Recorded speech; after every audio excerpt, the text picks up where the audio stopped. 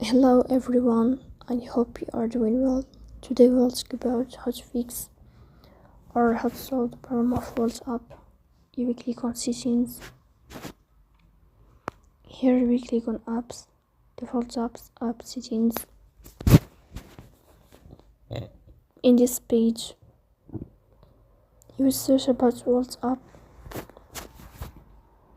Here we click on first stop and we click OK. Then you will enter to the window of storage. Here we click on clear cache.